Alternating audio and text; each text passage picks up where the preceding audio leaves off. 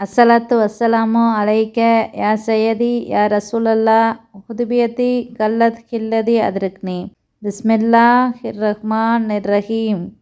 அல்லாஹ்வின் திருநாமங்களில் ஒன்று அல் பாத்தின், பொருள் அந்தரங்கமானவன். அல் பாத்தின் கண்ணுக்குத் தெரியாமல் மறைக்கப்பட்டவர், இருப்பினும் அடையாளங்களின் மூலம் அறியப்படுபவர். அனைத்து படைப்புகளின் உள் எண்ணங்கள் மற்றும் உள் சூழ்நிலைகளையும் அல்லாஹ் நன்கறிந்தவன். படைப்புகளின் அனைத்திலும் கண்ணுக்குத் தெரியாமல் நுழைந்து இரகசியமாக துணை நிற்பவர்.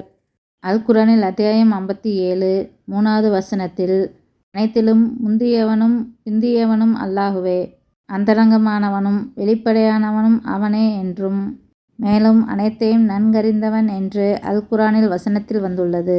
அவனது இருப்பு அடையாளங்களின் மூலம் தெளிவாக தெரியப்படுகிறது.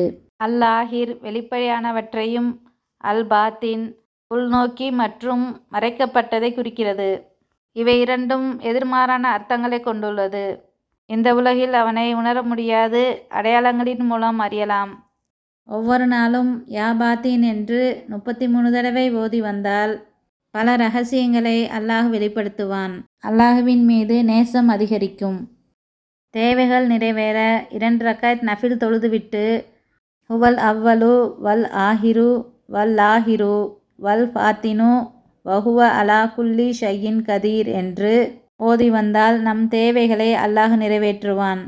இவ்வாறு அல்லாஹ்வின் திருநாமங்களின் பொருளுணர்ந்து துவா செய்து பயனடையலாம். அஸ்ஸலாமு அலைக்கும் வரஹ்மத்துல்லாஹி பரகாத்துஹு.